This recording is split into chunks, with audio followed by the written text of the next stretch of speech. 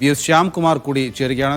Shyamkumar, NK Premachandran പ്രസ്താവന താങ്കളുടെ ശ്രദ്ധയിൽപ്പെട്ടു എന്ന് കരുതുന്നു. കഴിഞ്ഞ ദിവസം UDFന്റെ വിശ്വാസ സംരക്ഷണ യാത്രയുടെ സമാപനത്തിന്റെ ഭാഗമായാണ് അദ്ദേഹം പ്രസംഗിച്ചത്. രഹന ഫാത്തിമയെയും ബിന്ദു അമ്മിണിയും ഒക്കെ പൊറോട്ടയും ബീഫും ഒക്കെ നൽകിയാണ് ശബരിമല കയറ്റിയത് സർക്കാർ എന്നാണ് പ്രേമചന്ദ്രൻ ആരോപിച്ചത്. പക്ഷേ അതൊരു വാക്പിഴവോ മറ്റോ എന്ന് കരുതി ഇന്ന് മാധ്യമങ്ങൾ വീണ്ടും അദ്ദേഹത്തോട് ചോദ്യം ഉന്നയിച്ചപ്പോൾ അദ്ദേഹം ആ ഉത്തരത്തിൽ ഉറച്ചു നിൽക്കുകയായിരുന്നു. ഇത് ഞാൻ മാത്രമല്ല, ഇതിനു മുമ്പ് പലരും പറഞ്ഞിട്ടുണ്ട്, ഞാൻ പറഞ്ഞപ്പോൾ മാത്രം വർഗീയമാക്കുന്നു എന്നാണ് അദ്ദേഹം പറയുന്നത്. പക്ഷേ ഇതിൽ ഒരു വംശീയമായ പരാമർശമാണ് ഇതെന്ന് താങ്കൾ കരുതുന്നുണ്ടോ?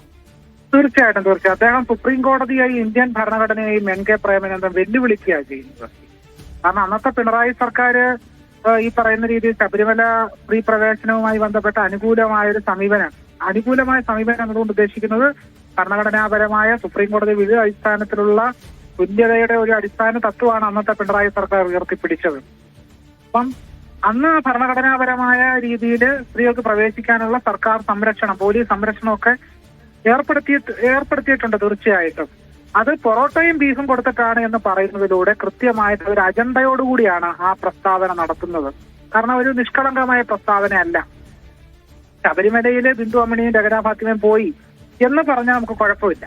പക്ഷേ അതിനെക്കാട്ടിലും കുറച്ചുകൂടെ കടത്തി പൊറോട്ടയും ബീഫും കഴിച്ചിട്ടാണ് പോകുന്നത് എന്ന് പറയുന്നതിലൂടെ വളരെ കൃത്യമായിട്ടുള്ള ഒരു ദളിത് മുസ്ലിം അപരവൽക്കരണമാണ് അദ്ദേഹം അടിസ്ഥാനപരമായി ലക്ഷ്യമിടുന്നത് നമ്മൾ കാണാതിരുന്നുകൂടാ.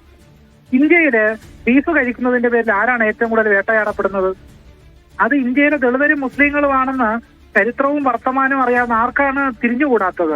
അപ്പൊ ഈ കാര്യം അറിയാതെ പൊറോട്ടയും ബീഫും കഴിച്ചിട്ടാണ് ശബരിമലയിൽ ബിന്ദു അമ്മിണിയെ കൊണ്ടുപോയെന്ന് പറയുന്നതിലൂടെ അടിസ്ഥാനപരമായിട്ട് കേരളത്തില് വളർന്നു വന്നുകൊണ്ടിരിക്കുന്ന ഹിന്ദുത്വ ശക്തികളുടെ ഉച്ച തോഴനായിട്ട് അദ്ദേഹം മാറിക്കൊണ്ടിരിക്കുകയാണ്. സംഘികൾ പറയാൻ മടിക്കുന്ന വാക്യങ്ങളാണ് അദ്ദേഹത്തിന്റെ വായിൽ നിന്ന് പുറത്തു വരുന്നത്. തന്നെയല്ല, ബിന്ദു അമ്മിണി നമ്മൾ ശബരിമലയിൽ പോകുന്ന തീർത്ഥാടകരുടെ കാര്യമൊക്കെ അറിയാം. അവരുടെയൊക്കെ ഭക്ഷണത്തിന്റെ കാര്യം ഇടപെടാൻ ഇദ്ദേഹം ആരാണ്? ഈ വിശ്വാസം എന്ന് പറഞ്ഞ് ഇവർ നിരന്തരം പറഞ്ഞുകൊണ്ടിരിക്കുന്ന ബ്രാഹ്മണരുടെ വിശ്വാസത്തെ പറ്റിയും ബ്രാഹ്മണ മതത്തിന്റെ വിശ്വാസത്തെ പറ്റിയാണ്. എന്തുകൊണ്ടാണ് NK പ്രേമചന്ദ്രൻ മലയേറിയരുടെ നൂറ്റാണ്ടുകളായിട്ട് നഷ്ടപ്പെട്ടുകൊണ്ടിരിക്കുന്ന ആചാരത്തെ പറ്റി NK പ്രേമചന്ദ്രൻ ഒരു വേവലാതി ഇല്ലാത്തത്?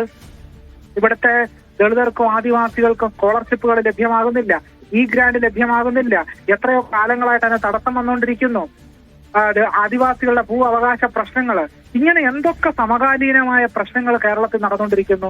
അപ്പൊ അത്തരം കാര്യങ്ങളിലൊന്നും യാതൊരു അഭിപ്രായമില്ല. മനുഷ്യൻ നേരിടുന്ന ഭൗതികമായ വിഷയങ്ങളിൽ യാതൊരു അഭിപ്രായം രേഖപ്പെടുത്താതെ, പ്രത്യക്ഷമായ അനീതികൾക്കെതിരെ യാതൊരു അഭിപ്രായവും രേഖപ്പെടുത്താതെ വിശ്വാസ സംരക്ഷണ യാത്ര നടത്തുന്നവർ കേരളത്തിലെ ശൂദ്രാധികാരത്തെ വീണ്ടും ഉറപ്പിക്കാനാണ് ശ്രമിക്കുന്നത്. അടിസ്ഥാനപരമായി ഇത്തരം പ്രസ്താവനകൾ പുറപ്പെടുവിക്കുന്നവർ ദളിതർക്കും ആദിവാസികൾക്കും പിന്നോക്കക്കാർക്കും എതിരാണെന്നാണ് നമ്മൾ തിരിച്ചറിയേണ്ടത്. കേരളത്തിലൊരു സെന്റ് റീത്താസ് എന്ന് പറഞ്ഞ സ്കൂളില് ഒരു കുട്ടി ആ കുട്ടിയുടെ തട്ടം അഴിച്ചു മാറ്റാൻ വേണ്ടി എന്തൊക്കെ കലാപങ്ങളാണ് കേരളത്തിൽ നടന്നത്. അന്ന് ഇവരുടെയൊക്കെ നാക്കെവിടെയായിരുന്നു? ഇവരൊക്കെ എന്തെങ്കിലും ഒരു പ്രസ്താവന ആ കുട്ടിയെ സംരക്ഷിക്കുന്ന രീതിയിൽ എന്തെങ്കിലും ഒരു പ്രസ്താവന ഇത്തരക്കാരുടെ വായിൽ നിന്നുണ്ടായിട്ടുണ്ടോ? ഉണ്ടായിട്ടേ ഇല്ല. ഇവരൊക്കെ മൗന ഗുഹകളിൽ ഒളിച്ചിരിക്കുകയായിരുന്നു. ഇപ്പോൾ ആ സംഭവം എല്ലാം കഴിഞ്ഞ ശേഷം ഇപ്പൊ പുറത്തു വന്നിരിക്കുകയാണ്. അപ്പൊ അതുകൊണ്ട് ഇത്തരക്കാരുടെ പ്രസ്താവന അടിസ്ഥാനപരമായിട്ട് കേരളത്തിലെ ദളിതർക്കും ശ്യാംകുമാർ, നമുക്കറിയാം ഇന്ത്യ മുന്നണിയുടെ രാഹുൽ ഗാന്ധിയുടെ കീഴിൽ പ്രവർത്തിക്കുന്ന ഇന്ത്യ മുന്നണിയുടെ മുന്നണി പോരാളി എന്ന നിലക്കാണ് പ്രേമചന്ദ്രൻ രാജ്യത്ത് അറിയപ്പെടുന്നത്. അങ്ങനെയുള്ള ഒരാളിൽ നിന്ന് ഇത്തരത്തിൽ ഒരു സംഘപരിവാർ അനുകൂല പ്രസ്താവന ഉണ്ടാകുന്നത് ഒരു വലിയ അശ്ലീലമായി തോന്നുന്നില്ലേ? തീർച്ചയായിട്ടും. ഇത് ആദ്യമായിട്ടല്ലല്ലോ. ഇത് പ്രേമേന്ദ്രൻ പറയുന്നത് ആദ്യമായിട്ടല്ലല്ലോ. ഇതിനു മുമ്പ് അദ്ദേഹം ഇതേ പരാമർശം ബിന്ദു അമ്മിണിയെ പറ്റിയും നടത്തുകയുണ്ടായല്ലോ. എന്തുകൊണ്ടാണ് കനകദുർഗയെ അവിടെ പ്രവേശിച്ചിരുന്നല്ലോ?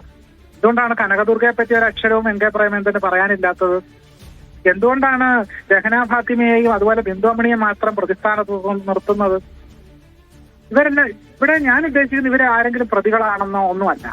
സുപ്രീം കോടതിയുടെ വിധിയുടെ അടിസ്ഥാനത്തിലാണ് അവരവിടെ പോയത്. ഇപ്പൊ ഈ ശബരിമലയിൽ വലിയൊരു കൊള്ള നടന്നല്ലോ, സ്വർണ്ണക്കൊള്ള. ആ സ്വർണ്ണക്കൊള്ളയെ പോറ്റിയാണല്ലോ പ്രതിസ്ഥാനത്തുള്ളത്. എന്നിട്ട് എന്താണ് NK പ്രേമചന്ദ്രൻ അത് സംബന്ധിച്ച് എന്തെങ്കിലും പ്രസ്താവന പറയാനുണ്ടോ?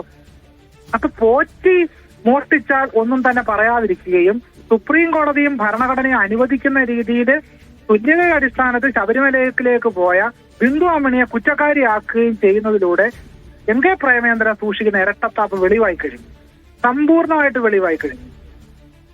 അപ്പൊ ഇത് തികച്ചും അനീതിയാണ്.